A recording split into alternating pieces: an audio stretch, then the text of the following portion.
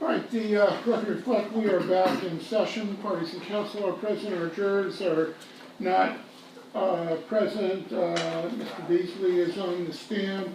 And Mr. McGee, you wanted to put on some evidence from Mr. Beasley with regard to a video demonstration you did? Correct. As a 402 hearing? Correct. Okay. I'll try and keep it brief for the court.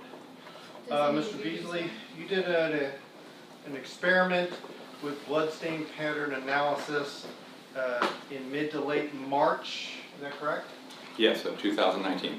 Yes, you constructed a room, that's a 10 by 10 room using a PVC pipe and then put up, I believe it was paper or some kind of white fabric on the walls. You can consider like a 10 by 10 cube room. Yes, white butcher paper. And in the center you put two different blocks, 4x4, I should say, posts that are attached to the ground somehow?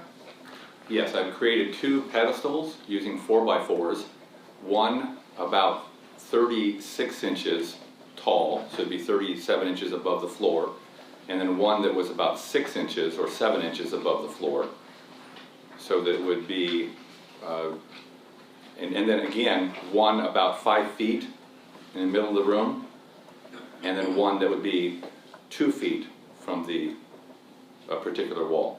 And the one that was closer to the wall was the shorter one that was 7 inches high? Correct. And then to those 4x4s you attached sponges? Correct. Regular kitchen kind of sponges? Regular kitchen sponges that had been soaked with a fake blood substance like we do in experiments. And to what amount of liquid did you soak these sponges to determine when it was the proper saturation? I thoroughly soaked the sponges to a level where upon lifting the sponge and holding it vertically, it would no longer drip from the sponge. So just enough volume of liquid so that it saturated thoroughly the sponge but no longer dripped. And what was the purpose of you doing this experiment? What were you attempting to show? The purpose was to show how far an impact pattern would extend from the area of origin when the target was struck with a 3-pound sledgehammer, as in this particular case. And why did you use a 3-pound sledgehammer? Because it is reported that the murder weapon most likely would be a 3-pound sledgehammer, as found in the grave site. And so what was the basis for your thought pattern of doing 4x4 wooden posts with sponges on top soaked to that level? The reason being that that would be the consistent way that the San Bernardino County Sheriff's Department conducted experiments in bloodstain pattern examining or bloodstain pattern determination experiments that I conducted while I was at the crime lab. And then I confirmed with a leading expert in the field, also asking his advice for what he would do in my situation, and he suggested exactly how I did it. I followed his suggestion, put it that way. And I also followed our training manual, which I still had a copy of, which I've provided to prosecution and defense, of how to conduct an impact spatter pattern experiment. And was that process, which was established not only in the training manual but relayed to you by the other expert, is it supposed to be the closest simulation to striking with blunt force trauma against a head or skull? Yes. So is there any other way that could be simulated within your knowledge and field of blood spatter analysis that a better way could be devised to recreate such activity to get an idea of how blood spatter demonstration would occur?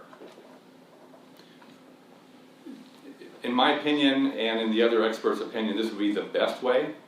The only other better way would be to use a human skull. However, that's obviously not not necessary, basically. The experiment that we did in the crime lab details specifically, and if I could quote from this book, is that okay? Sure. I think for the record it would be a benefit. And this is on page 31 under experiment 6 of a manual called Blood Stain Pattern Analysis, Experiments and Practical Exercises by Terry L. Laber, L-A-B-E-R, and Barton P. Epstein, E-P-S-T-E-I-N. And it says, in this experiment, many, but certainly not all, possible variations of impact spatter will be explored. It is therefore emphasized that in actual case situations, the blood spatter expert will want to perform additional experiments with instruments and surfaces applicable to the specific case. This will enable the expert to better evaluate the specific variations in that particular case so that accurate conclusions can be drawn. And then in the case where I assisted in training, we used a variety of weapons, baseball bat, hammer, crowbar, but on then page 32, it details that under section 4, it's, quote, hitting a bloody surface with different objects, place sufficient blood on the provided block of wood wrapped with sponge to thoroughly soak the sponge with blood. And then later on in the last paragraph under section 4, each member of the group should do this series of hitting exercises. Each time it is repeated, the new person should vary the force used to hit the object and or the distance the target is placed from the impact site. So that's why I also varied the site, varied the height, and varied the distance between the wall to be 2 feet and then 5 feet, so that it would be done as I would normally teach a class and has been accepted within the blood stain pattern analyst community. Now, the purpose you wanted to do this experiment, I assume it's not to show whether or not the blood spatter we have in this case is consistent with this type of activity, since we don't really have any, correct? Correct. It would just be as a demonstration of how blood spatter happens, how void zones occur or demonstrated, and you can kind of give a visual as to it instead of explaining how all the different aspects of blood spatter works. Would that be fair to say? Yes, and I did this because of your request too. If there's any evidence of blunt force trauma in the home, so I wanted to do an experiment to show what would result. And the experiment, actually I stopped it at a point after only 2 impacts. So with 2 impacts to a bloody sponge on a block of wood, I then stopped and documented that prior to having additional impacts to other sponges. So just to observe if it was a minimal amount of an assault that occurred in a room, I wanted to show what just 2 impacts would look like as opposed to the ultimate total of 13. And just if we can have my overhead too, just to show the court the items that we were going to show that are not the video. We marked exhibit 1067, that just shows the room that you constructed, correct? Yes. And then 168, that shows the post with the sponges on top. I assume that's after the experiment? Yes. And then 1069 just shows the sponges that were used. Correct. And that's after your completion of the experiment? Correct. One of the sponges, I used a total of 5 sponges, so the 6th sponge without any defects would be the one I did not strike. And then 1070, what is this? 1070 is the impact pattern that was created upon striking the bloody sponge that was located in the middle of the room at 37 inches above the floor just twice. And the majority of that impact pattern, which again extended to approximately 4 feet above the floor, and it was again blood that had spattered 5 feet to make contact with that surface. And based on this experiment and using the items that you did and using the sledgehammer you did in the size room, what conclusion can you reach from those experiments? Or what information or conclusion can you provide to the jury? The conclusion would be that, as I expected, blood would be spattered in different directions, and it's a random chance whether the blood spatter goes behind you, the person striking the object, or in front. In this case, as depicted in the video, when I struck the 4x4 post, I caught it on the edge closest to me, so that blood spatter went behind me onto the wall that was 5 feet behind the target. However, upon just 2 impacts with a sledgehammer, there ended up being blood spattered on all 4 walls and the ceiling, which is, again, indicative of what happens with such a weapon.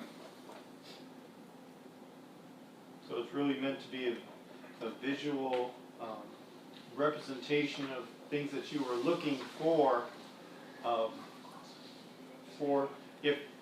if the assault happened inside a scene visited by law enforcement. Correct.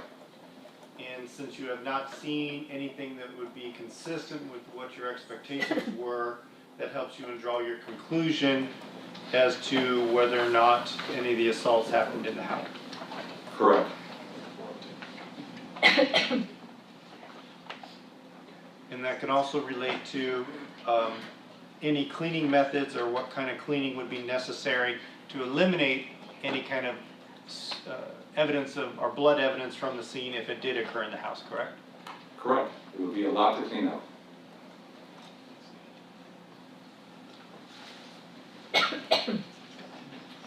I don't know if I have any more to offer unless the court has any questions. No? Anything on cross? You assumed that for at least one of these experiments that all 13 blows happened at the same location, right? There's a potential of that. So My question was, for one of these experiments, you assumed that all 13 blows took place at the same time, right? no. For example, that's why I did 2. So I did 2 impacts in case that there was just 2 impacts at that location, and I documented it. And then I moved to 3 or 6 additional at a lower level, figuring that if someone, well, I changed the location, and then I changed the location to be a 3rd location, in essence, 2 feet from the wall. So a total of first 2 impacts, and then an additional 6, and then an additional 5.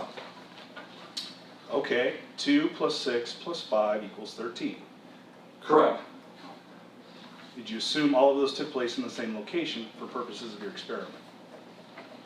I didn't assume that. I just did the experiment in case that happened. And you did them all in one place? Correct. And you did them one after the other? Correct. Okay. So, for purposes of that experiment, you assumed that all 13 blows occurred at the same place, right? Well, I wasn't making that assumption. That's what, I mean, You didn't perform an experiment based on your assumption? well, my assumption was that there is potentially 13 at one location, so that's why I did 13. I didn't do anything with the other victim that did not have anything designated as an injury. You assumed that every blow caused a laceration, right? Well, after taking away, subtracting one blow for each victim, if we want to talk about this specific case, there were 16 impacts, I believe, to 3 victims. So minus 1 impact for each, which is why I chose to ultimately do 13 in that room. Okay, so you assumed that one of the blows to each victim did not cause a laceration. Well, no, I would assume that it did cause a laceration, but it would not have caused an impact pattern, because it takes one laceration, then the second impact will cause blood spatter. So then the other 3 per victim, you assumed that those all caused laceration. Objection argumentative, he bases his Overruled. experiment based on the testimony of Dr. Chang-Shree. The focus was ultimately yes with laceration, but the focus was bloodshed, impact patterns in essence. Okay, so the answer is yes. For 3 of the victims, you assume that blows 2, 3, and 4, or whatever it is, caused laceration. Cause impact pattern, an impact pattern. So, for example, if a blow happens to hit the same spot, maybe it causes laceration, maybe it doesn't. I don't know. So, minimum was to do a total of 13 in the room and relate that to the impacts that the pathologist talked about, testified to. And that was my question. How many on each actually had lacerations? I don't remember if a laceration and an impact, in essence, if they agreed, if there were 5 lacerations and 5 impacts. You don't know? I'm not 100% sure, no. Okay. And how did you measure the amount of force that you used to do this? Did not measure the force. How did you vary level of impact? In other words, plane of impact. How do you mean the plane of impact? Well, if I go like this with a hammer and hit somebody on top of the head, that's one plane. If I go like this and swing sideways, that's another plane. Okay, no, everything was just straight down. I don't think I have anything further. Anything on redirect? Yes. Did you review Dr. Chang-Shree's testimony where she said each one of these injuries she described on the skull would result in a laceration? I reviewed that. I don't remember if she did say that each blow caused a laceration or not, or if it was just a certain number of blows per victim. Right. I understand that people didn't want to talk about lacerations or impact, but on cross, when confronted with the injuries, when she testified, yes, these injuries would be consistent with the laceration and excessive blood. Was that part of your experiment to assume that, based on her medical opinion, there would be lacerations at these contact spots to match up with the fractures and impact sites? I would expect that, yes. And the fact that the people have not presented any facts as to how this murder actually happened, does that preclude you from doing an experiment to say this is what I would expect to see if it happened in this scenario? I think I'm going to object. It's argumentative. Sustained on relevance. Grandstanding. Cameras are on.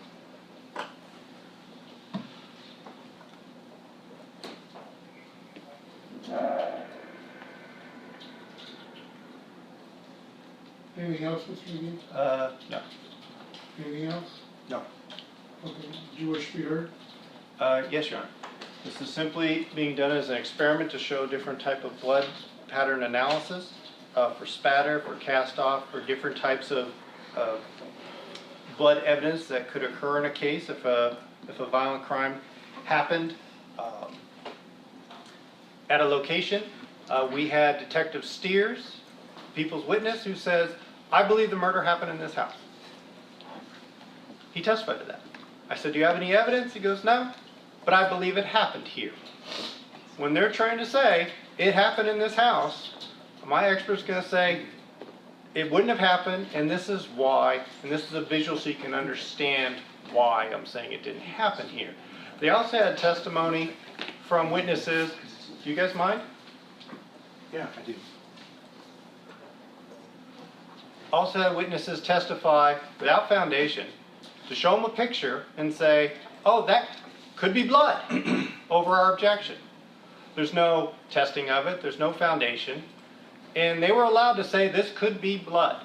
Oh my God, I was horrified, I think was the word of both Detective DeGaulle and Denise Williams. The people called those witnesses and asked them those questions. So they now are established, they have an investigating officer saying the murder happened in the house.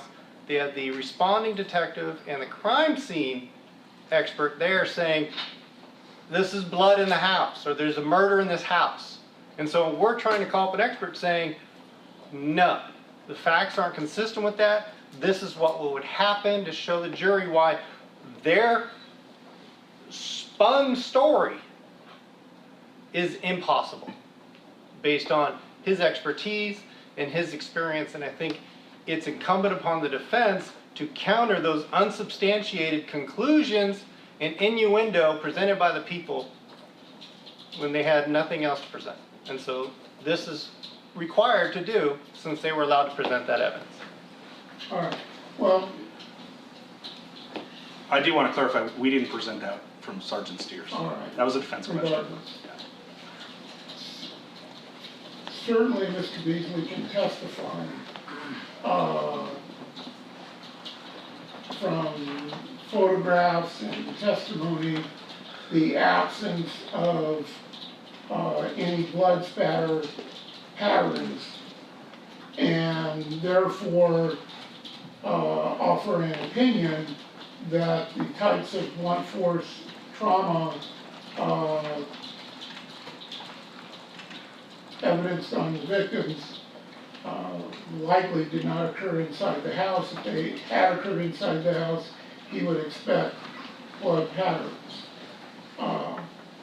He can certainly show generic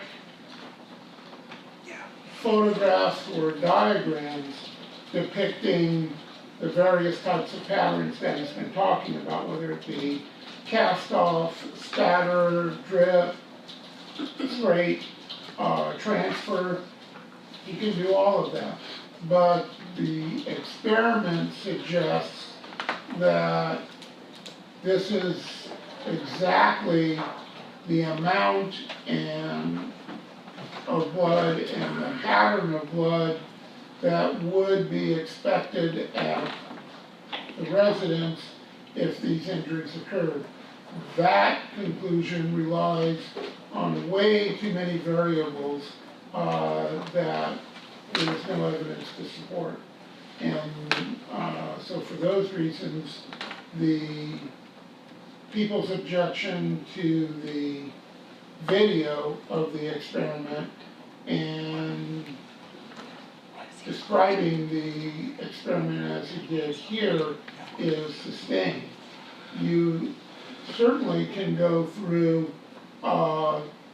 having him explain, as he did, the different types of blood patterns that could occur from different scenarios, and whether or not there's any evidence of any of that in any of the photographs or descriptions of the scene.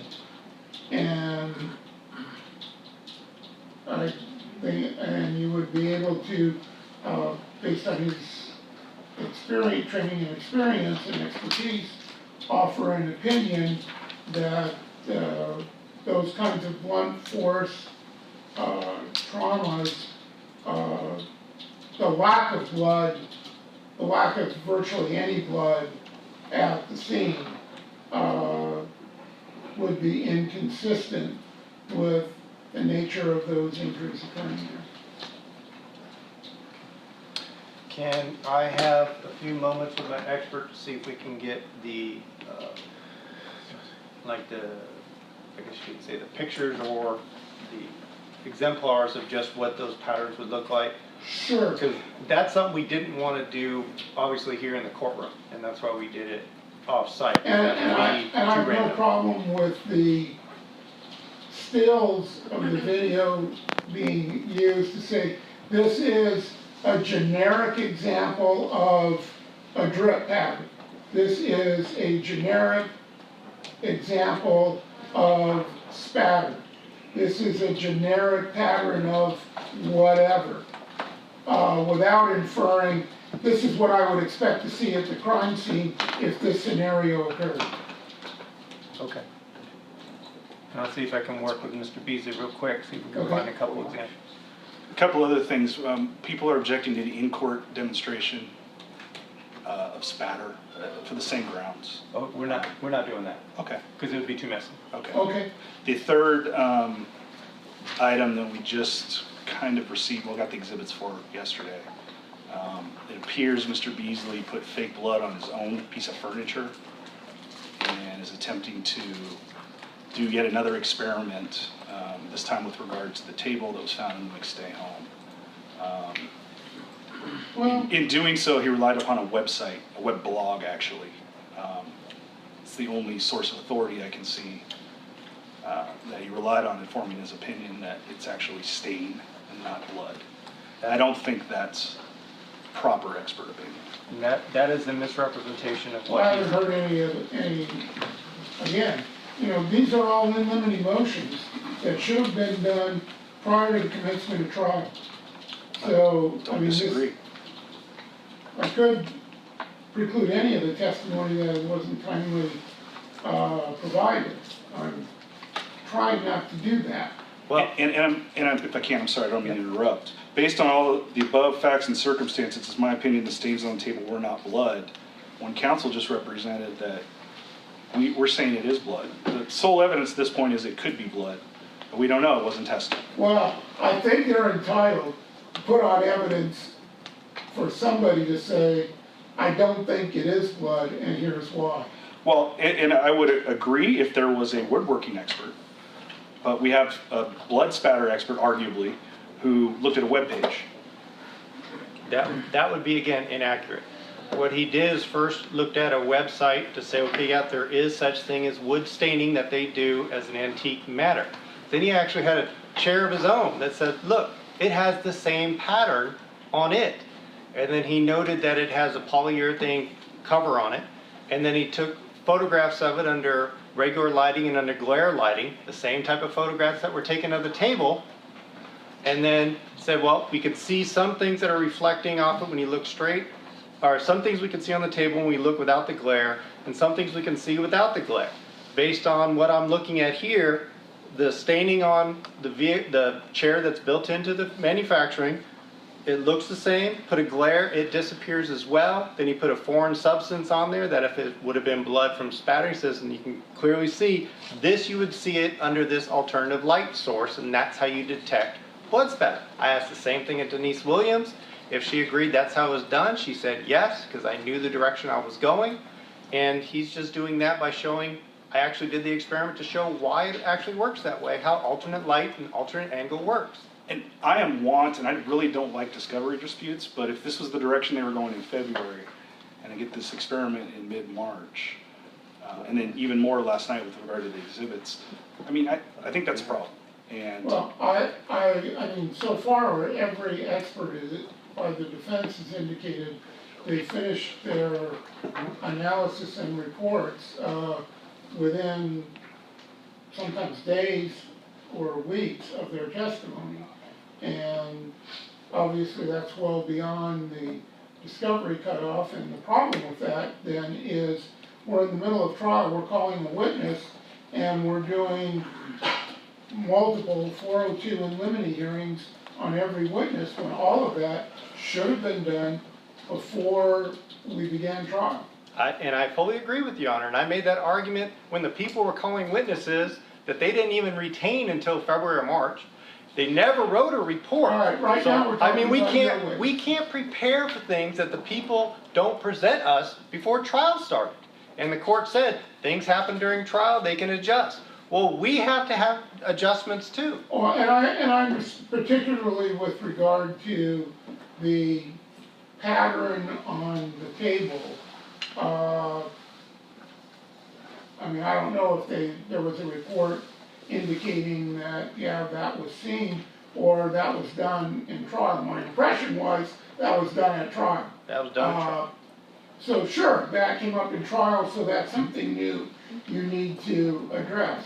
I don't have a quarrel with that. Their video expert was the same way, their accountant was the same way. All the things that they're presenting is all coming up in the middle of trial that we have to adjust to. So yes, we would have loved to have done this before trial. We would embrace that. We gave reports before trial that dealt with issues that they never dealt with, and all of a sudden they presented that to their expert, and that was their smart cross and smart preparation because they had our reports. Okay, all right. I think the problem with this particular witness is he's not a wood stain expert. So to say it's more likely wood stain, I think goes beyond his qualifications. I think he can, as a criminalist and as a blood stain, blood pattern expert, I think he can look at various substances and surfaces and offer an opinion as to whether a particular photograph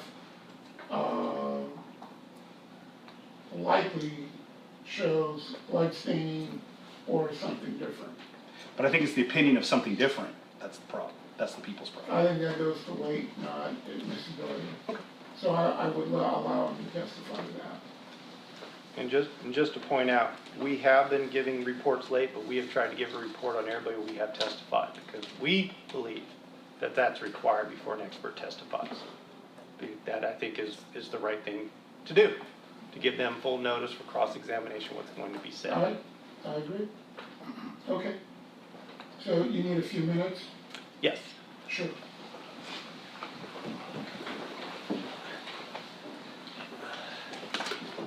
Do we have the videotape of the experiment marked as an exhibit? We do. What exhibit number is it? It is exhibit 1066, and the transcript is 1066A, or the other way around. Okay, very good. So we have a record of it. We do. Very good, thank you. Okay, so thought it'd be easier just to do this small impacts here. We did that before in the last trial, I think, we do. So they can keep it small and contained under a sheet that we can mark an exhibit like the other one. You demonstrated just a generic type of each Just type a- of splatter? Yeah, so we can do the other ones with the splatter and then like a cast off, and that's it, just onto this thing, so it, and then you'll have it just as a sheet. Okay.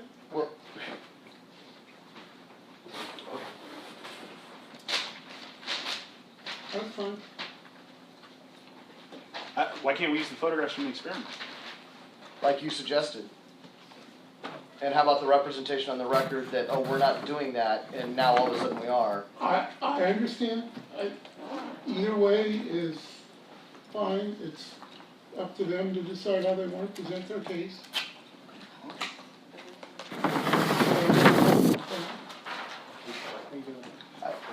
No, I just, So let me know when you're ready. Okay.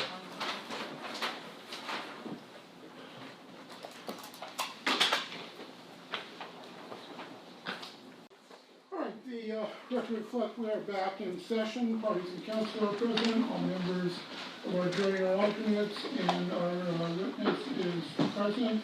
I did turn the thermostat all the way down to try to cool it off. It's like, oh, we're done. You can see how well it works. I'm looking for an air conditioning expert to come in. So far, we haven't had any, so. And you may continue your examination, Mr. McGee. Thank you, Your Honor. Now, Mr. Beasley, we talked about the different type of blood pattern that could be seen at a crime scene. I guess I should probably stand around this so we can have eye contact. And of those, you set up a little table, you're prepared to demonstrate what those would look like for the jury, correct? Yes. So item would, or what would happen is, we would have little 8.5 by 11 sheets, clearly identified what the different type of stain or blood pattern would be. And you would recreate that on that paper as an exhibit, correct? Yes. And the liquid that's being used, what is being used to exemplify? It's a fake blood, Halloween kind of vampire blood that is used for experiments in what I do. And it works well because there's no biohazard and it doesn't smell when it's in the evidence room. Perfect. It's water soluble too? That I don't know, you have to read the ingredients. All right. So you ready to come down and do that demonstration? Yes. And I will help when you ask me to by kind of holding a shield up that we take to the side.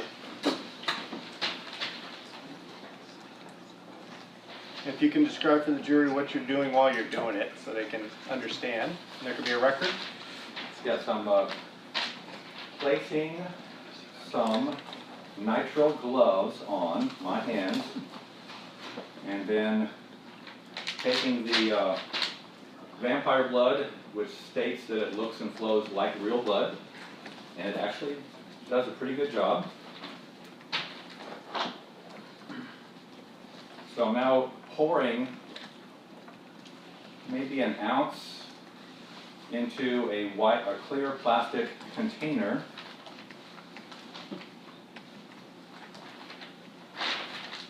Placing the lid back on the fake blood.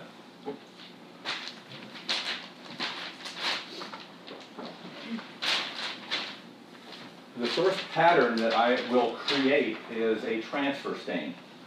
And this will be exhibit 1063. So I am now going to dip 4 fingers and my thumb into the fake blood so I have some blood on my gloved hand. Be careful where you stand because it appears to be dripping already. And now I'm just going to transfer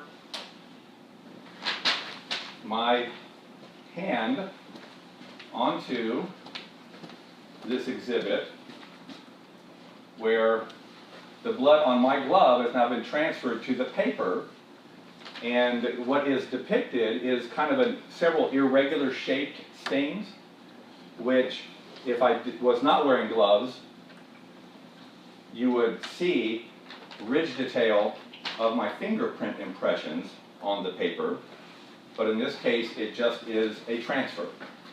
So no movement other than contact with my right hand, 4 fingers primarily, a little bit of the thumb, and onto the paper. And that's exhibit 1063. And I'm going to put this over here to dry. Protect this chunk. So to avoid any more costly damage that I have to pay for. We have very, very expensive carpet cleaners. Yes, just so you know. yes.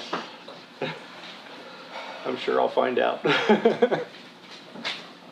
And as, just for observation purposes, there is a drip stain that is decided to be created ahead of schedule. It is on the paper. It's a circular stain, which indicates just gravity's effect of the blood dripping from my hand onto the paper that's on the floor. Exhibit 1064 is labeled swipe pattern, and this is a pattern I'm going to create with movement across the paper. So I'm holding the paper onto a file folder, holding it vertically, and now again dipping my fingers in the fake blood. I have made a swipe motion from the lower left-hand corner to the upper right-hand corner, and that's consistent with a swipe pattern that does show some directionality, or a direction where the contact moved from slightly left to right and upward. I'll take that one. And this is exhibit 1064. I'm trying to put these on the overhead for the jury to observe before we go on to the next one.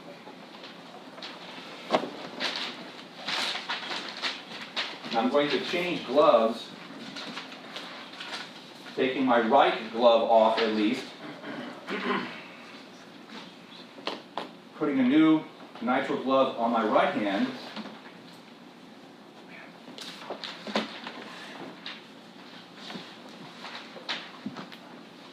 and now I'm going to use a plastic pipette, and the plastic pipette will be to actually have gravity's effect on the next exhibit target, which is 1061, labeled a drip stain. So this will be just blood dripping onto a surface without any force applied. In this case, I'm going to lay it on the floor. And what is depicted here as well on my paper floor was another drip stain. So siphoning up some of the blood. Again, it's fake blood, but I'll just refer to it as blood. I'm going to let gravity's effect. I'm holding the pipette maybe 4 feet above the floor.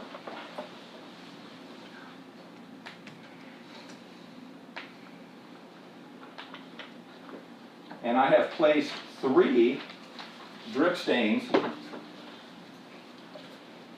on the paper that is labeled 1061. And I can put it up so you can explain it from the projector. Yes, So it doesn't okay. change.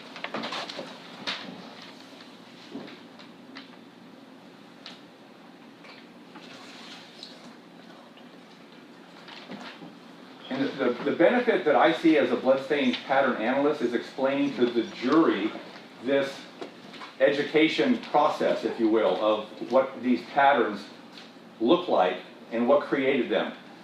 In this case, you observe 3 large, approximately maybe 20 millimeter in diameter blood stains. They're circular.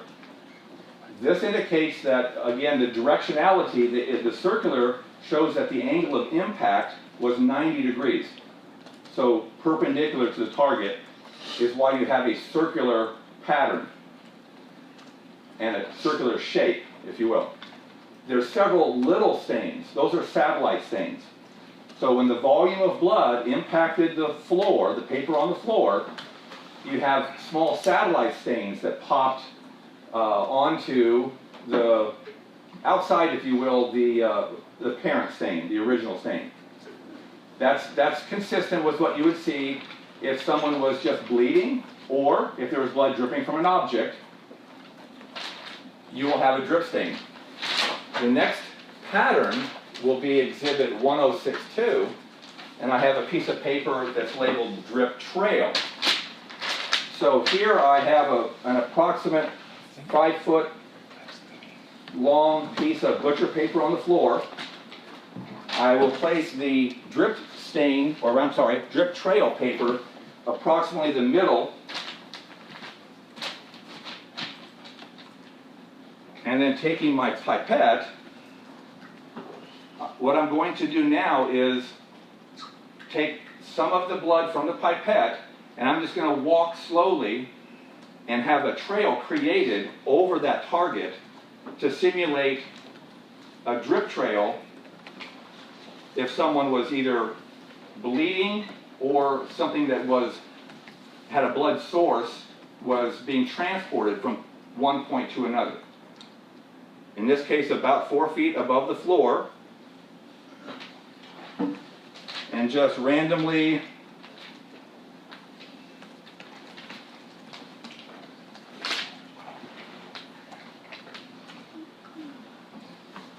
don't need to call the carpet cleaner yet, this is good.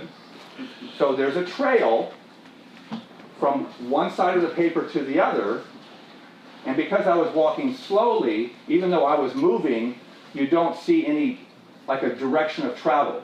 If I was running, you could then see, with the directionality of the stains, the shape, you would see that direction of travel.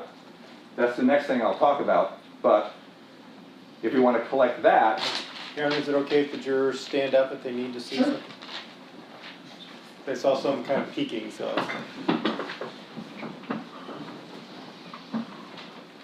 And again, another observation about a drip trail. This is, again, no force is applied to the source of blood. It's just gravity's effect. And since the volume is pretty consistent from what comes out of the tip of the pipette, the stains are consistent because I kept the distance the same as well. If I was closer to the target, the stains would be smaller in diameter.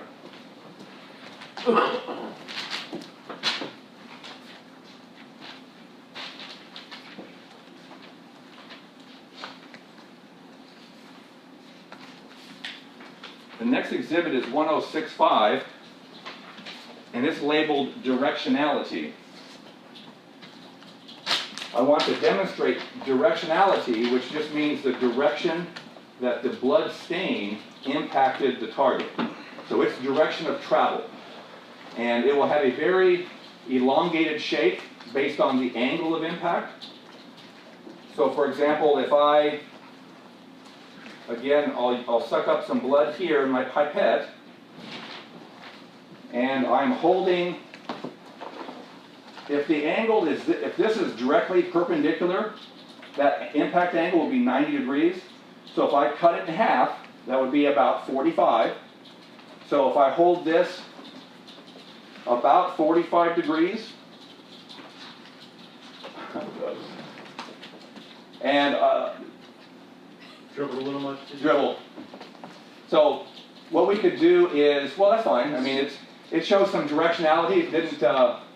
It was a little premature, but what I'll do is I'll continue at this 45.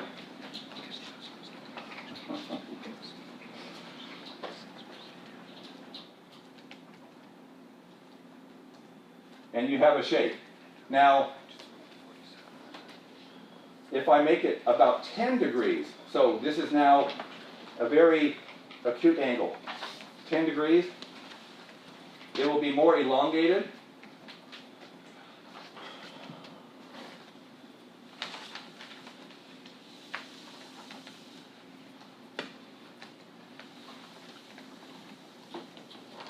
So, what I think I will do is, just for the record, if I could borrow Mr. McGee's pen, maybe? And I'm gonna put an arrow downward to show directionality.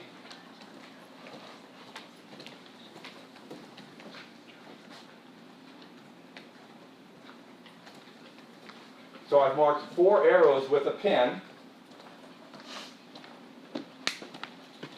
alongside the most elongated stains to show that that's the direction from up toward the floor down of those particular stains. There you go. And again, this is exhibit 1065. Randy? I'm putting it on the overhead. Here you go.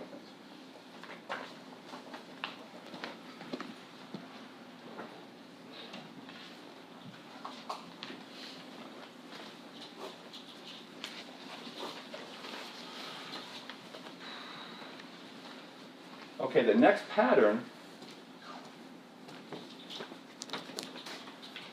is going to be an impact pattern, and it is, again, a piece of paper labeled Exhibit 1086.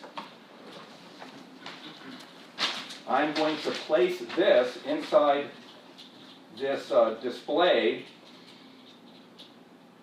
kind of shield that I have here. I'll put it in, actually, so the center of the paper is approximately 12 inches above.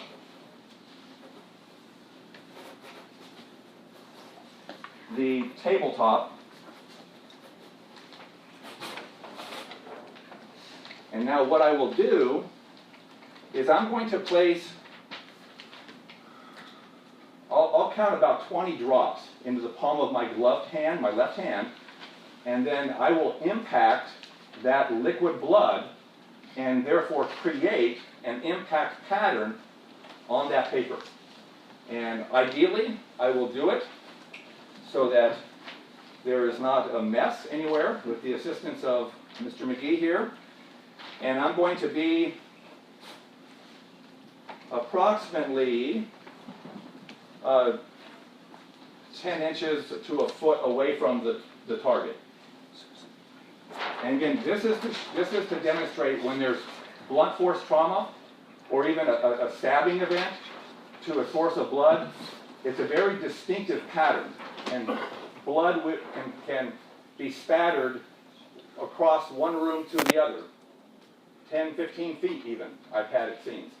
We want to isolate this.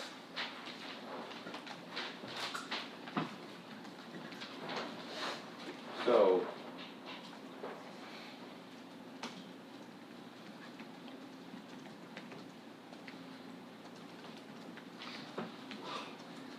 okay. Do over on the count, okay, to be accurate.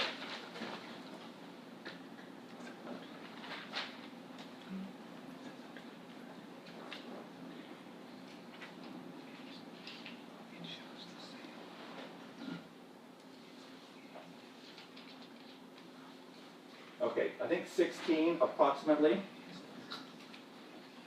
Seems to be about the size of a quarter. Correct? So, matter of fact, I can show the jury. No, stay over it. No. Oh, ye of little faith, come on. Cards on file. Okay, so I am approximately 10 inches away, and toward the bottom edge of the paper that's marked impact pattern, and I'm going to strike the palm of my hand. Okay? So, what is visible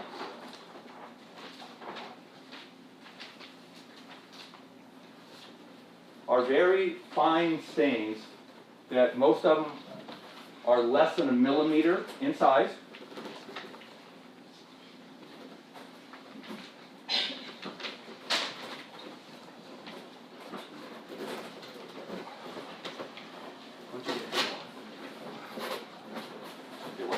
Once you have one.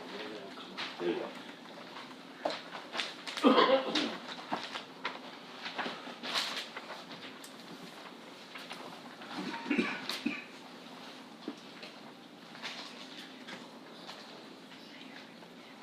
So because of the force, you can see that. You can see that the size of those stains are really small. And that's because of the force applied. It spatters, and it could go anywhere. I think I didn't get any on my shirt, so we did well. With every impact to a blood source, you have the potential of having that type spatter. The more blood, the heavier the object, the more force applied. All of that all that impacts or determines the size of the impact pattern itself. So, one more, and I think that it's called a cast-off pattern. And a cast-off pattern, as I described earlier, is blood from any object. Could be a hand, could be a weapon. As it is in motion, blood will be flung from that object and have a very distinct pattern. So I will put this up higher, maybe 2 feet off the tabletop.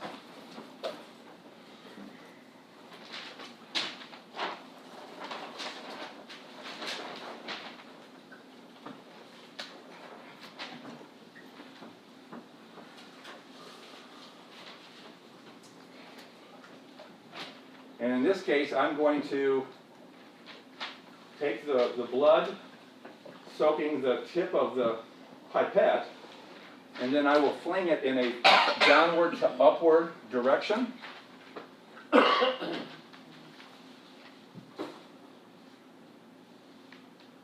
And I'll do it one more time. Most of it ended up below the cast-off sheet.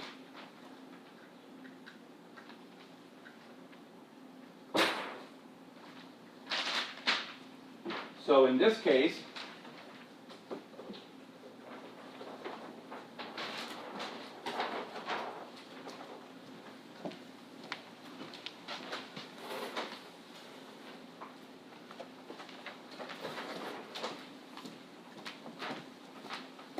Exhibit 1087, what is depicted are two very distinctive and separate cast-off patterns. Put that on the Yes. overhead. You have it here.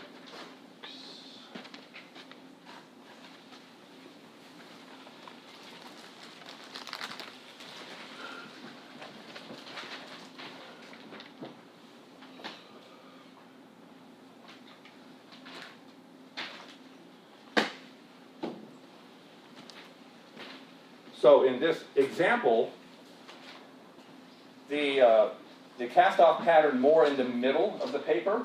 In this exhibit, we'll confirm what that number is at the end here. You can see the elongated shape. So again, when you have the directionality, 1085. 1085.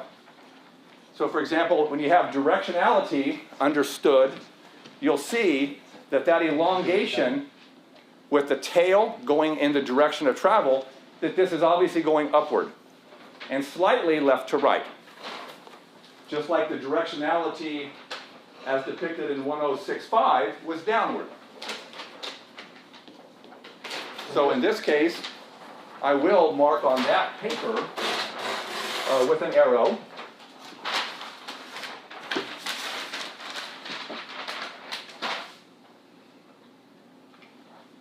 And just for the record, correction, it was 1087, not 1085. My notes were correct.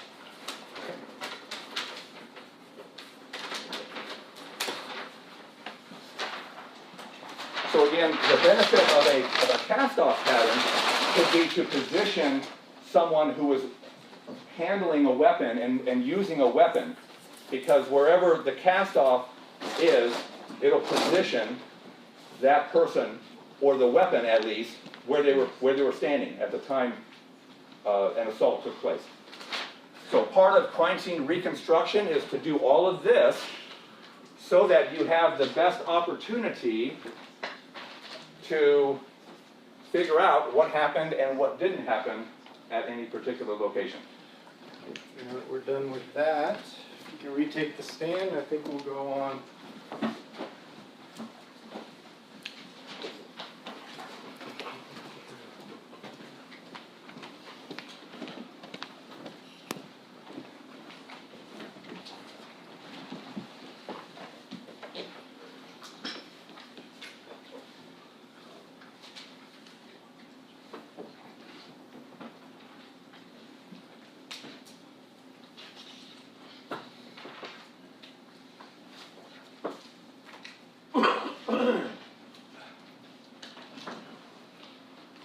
If we can go back to my overhead, please, or my computer. So, Mr. Beasley, based on your understanding how blood stain patterns work, we did have testimony of Detective Dugal and Denise Williams about the family room table in the McStay Fallbrook house. Were you here for that part of the testimony? Yes. And part of the testimony was they were shown just a picture of the table and said, "What does this look like to you?" Or something to that effect, correct? Correct. And they said, "Oh, I don't know, could be blood." First question I have, would that be a proper offered testimony of a conclusive nature as to what something is in a scene without testing? Well, I would say that it's not proper to actually identify that, but as far as possibly being blood, I would agree that it could possibly be blood.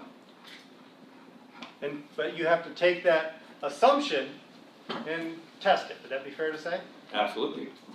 And that testing would go through what kind of stages? What would you expect to have been done?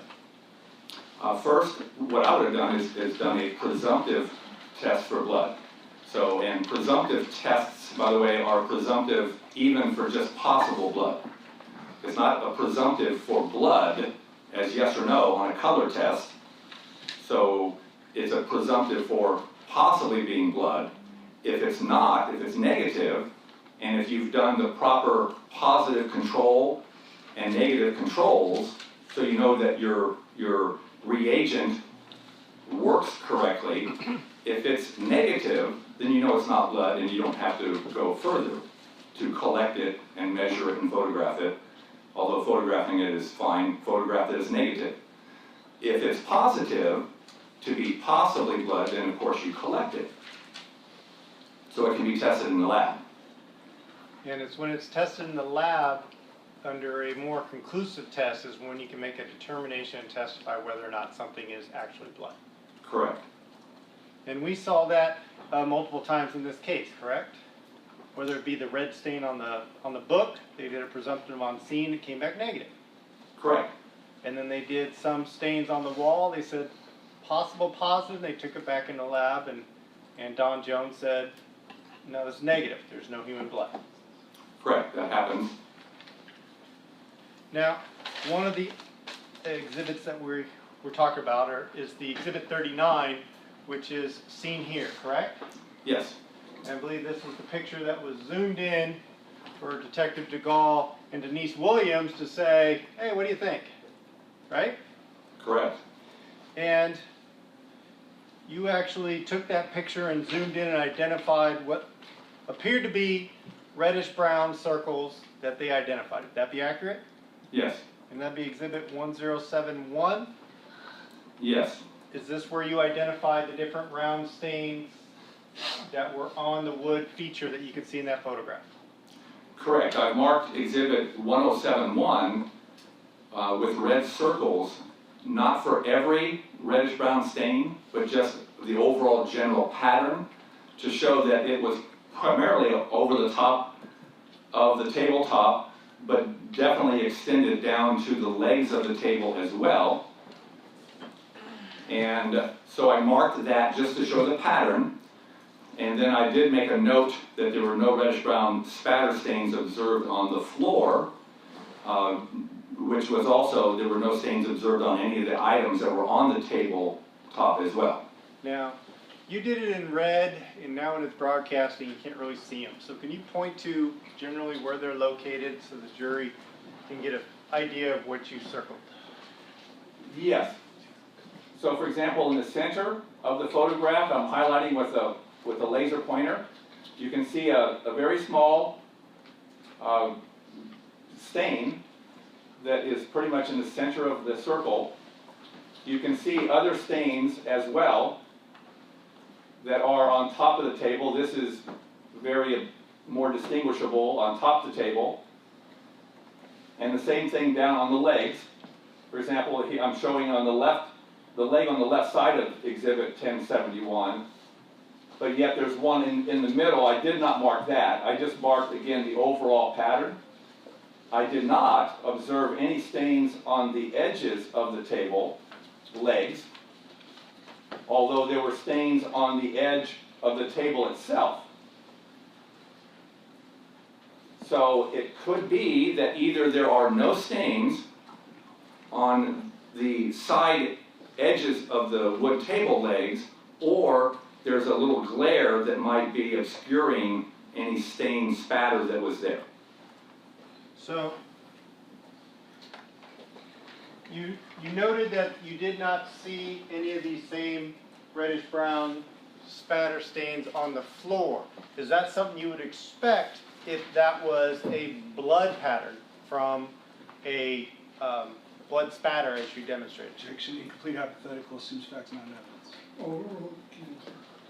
Well, I would expect to see spatter on the floor unless there was something obstructing that area of the floor, Or, of course, if the floor had been cleaned up, but the table had not been cleaned up. So there are things to, again, that could explain this.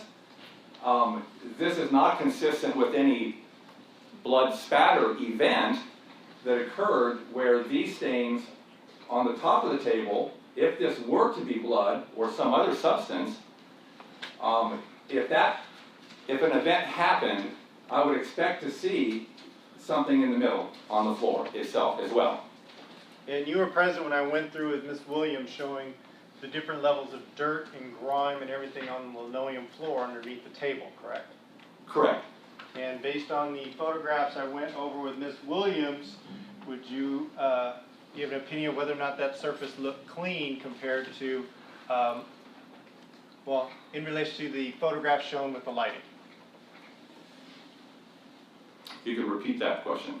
From the pictures I showed Ms. Williams and watching her testimony and going into detail, so I don't have to do it again, do you have an opinion whether or not that floor looked to appear to have been cleaned after any event? Not clean thoroughly. There's different standards of clean, but Enough to remove any stain pattern you would expect to see on the floor. not that clean, no.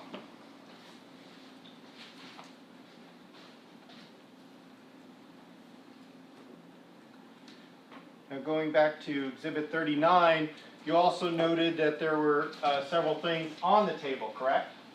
Correct. And can you describe why those items on the table are important to your analysis as well? Well, sequence of events is what is looked at as a potential with crime scene reconstruction. So, the knit hat, the remote control, I think this is a dog leash of some kind, the calculator. I did it in zooming in, didn't see any stains on those items. I also didn't see any stains on the chairs that were close to the table as well. So it seemed like whatever those stains are, they were isolated to the table itself and not anything around it. And I'll go forward to Exhibit 38. You also thought this exhibit was important as well? Yes. And why is that? Well, as you had asked me to do, if there was a sign of any blunt force trauma in the home, if those red stains were in fact blood, then the area of origin for where the impact occurred to have caused those spatter stains, it would have been in this area directly in front of the table.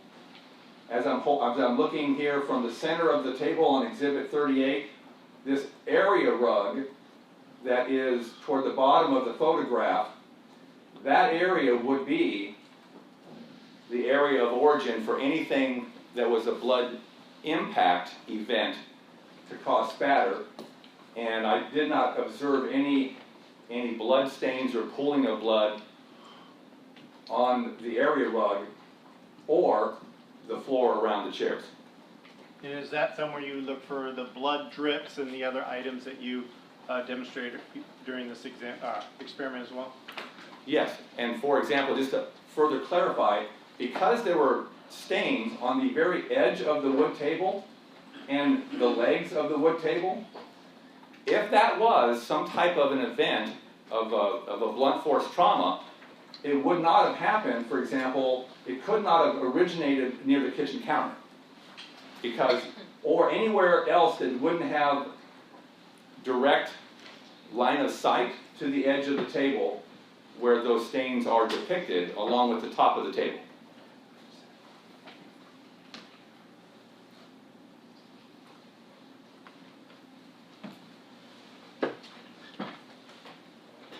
And looking at the top of, again, Exhibit 39, which is the top of the table, where you can see, I guess you would call that the hat, or what would you call that? Beanie. If we zoomed in on that as you did for Exhibit 1072, there's something that caught your eye on top of the table. Yes, as I was making my observations, I noticed that there were some white colored staining of some type on the table itself, I'm pointing in the center of exhibit 1072, it's kind of an elliptical shape stain that's elongated, kind of like showing directionality, where from right to left, if in fact that is from liquid. Also, I noticed several other stains. There's a kind of an oblong circular stain, kind of an egg-shaped stain that appears not to have the center of the stain also be white, but just the edges. I observed that within that there is one of those reddish-brown colored stains. Also, there's other staining and smudges in some type of a white substance that appears to be very close to the knit beanie. And then it's kind of difficult to see, it's faint, but it looks, I'm describing it to myself as kind of a shepherd's staff. You have this, it's kind of a line that's parallel, somewhat parallel to the elongated stain, but if it's very faint, but it's parallel and then it hooks. I made that observation. So very different patterns that were, they appear to be on the surface of the table, but I have no idea what they are, but they are kind of surrounded by these reddish brown stains, as I'm depicting, or highlighting, if you will, with the laser light.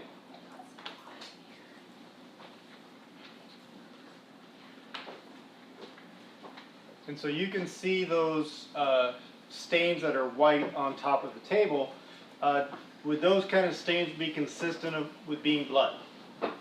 No, they're not the color of blood, and so I do not think they're blood. And then we're going to exhibit 35. And why did you find this exhibit important?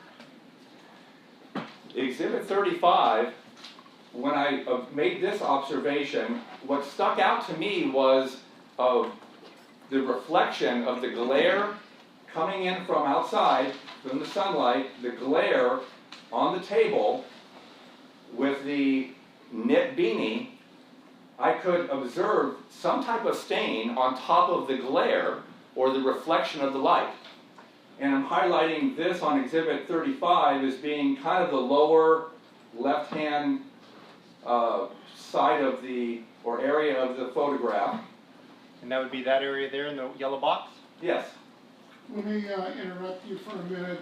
We have someone who's going to try to get some air going in here, so we'll see if we can get it a little bit more comfortable. So we'll take our afternoon recess this time, 15 minutes. Keep in mind the admonitions previously given to you. Not perform or express any opinions about cases, so we'll be back 15 minutes. Hopefully it'll be a little bit cooler.